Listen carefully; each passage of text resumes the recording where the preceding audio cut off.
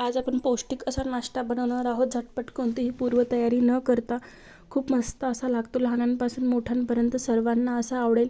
मी लहान मुलांसाठी इथे बनवत आहे. पालकचे 5 ते 6 पानं घेतलेले आहेत. मी फ्रेश अशी पालक घेतलेली आहे. स्वच्छ पाण्याने धुवून घ्यायची आहे.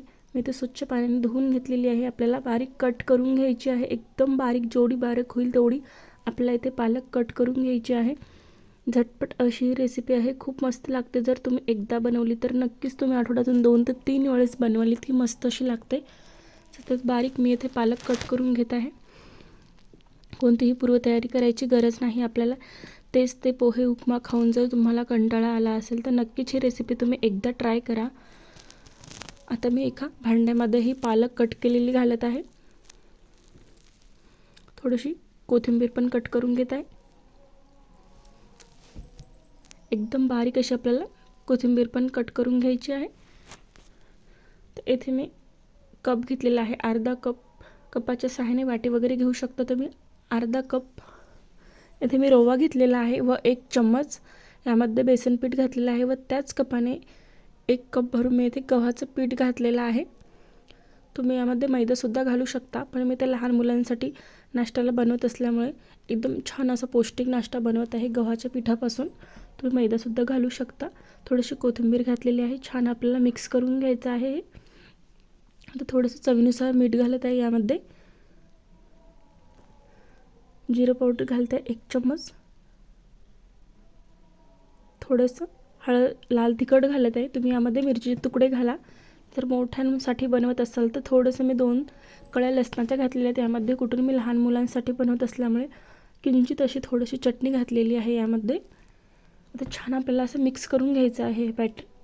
छान असं, जास्त पातळही नाही व जास्त घट्टसरही नाही, मीडियम आपल्याला हे छान असं मिक्स करून घ्यायचं आहे. गाठी वगैरे याच्या बिलकुल होऊ द्यायच्या नाही. बघू शकता अशा प्रकारे एवढं थिक बॅटर हे आपल्याला रेडी करायचं. छान असा तवा गरम झालेला आहे डोशांचा. त्यावरती थोडंसं तेल टाकायचं व असं तेल परतवून घ्यायचं आहे. आता हे बॅटर आपल्याला यावरती टाकायचं आहे. तुम्हाला ज्या साईजमध्ये हवं त्या साईजमध्ये तुम्ही छोटे मोठे बनवू शकता. हा नाश्ता झटपट असा आहे. कोणतीही पूर्वतयारी करायची गरज नाही. ची बाजू छान अशी कोरडी झाली की आपल्याला हे पलटवून घ्यायचं आहे. छान अशी वरची बाजू आपली भाजल्या गेलेली आहे. आता याला आपण लगेच असं पलटून घेऊ. बघू शकता सहज असा निघलेला आहे. कलर पण मस्त असा आलेला आहे. साईडने थोडंसं तेल सोडायचं. नाही सोडलं तरी पण चालते. तर दोन्ही बाजूने छान आपण मस्त याला भाजून घेऊ. बघू शकता, तुम्हाला जवळून दाखवते किती मस्त असं रेडी झालेलं आहे. झटपट असा हा नाश्ता आहे. पौष्टिक असा पालकपासून नक्की तुम्ही अशा पद्धतीने एक वेळेस बनवून बघा. खूप मस्त असा लागतो खायला. एकदम असं वरून खरपूस भाजू द्यायचं छान व आतमधून एकदम सॉफ्ट असा होतो. दुसरा पण त्याच प्रकारे बनवून घेऊ आपण त्याच पद्धतीने. बघू शकता कितीही पण मोठा केला तरीही बिलकुल मोडत नाही.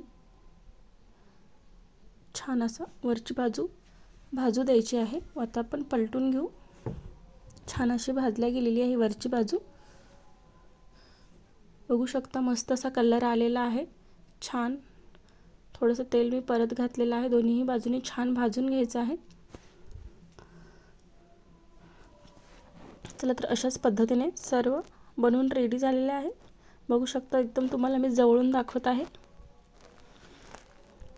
अशा पद्धतीने तुम्ही याला कट करून जिरे मोहरी घालून तडका देऊन तुम्ही यावरती टाकू शकता.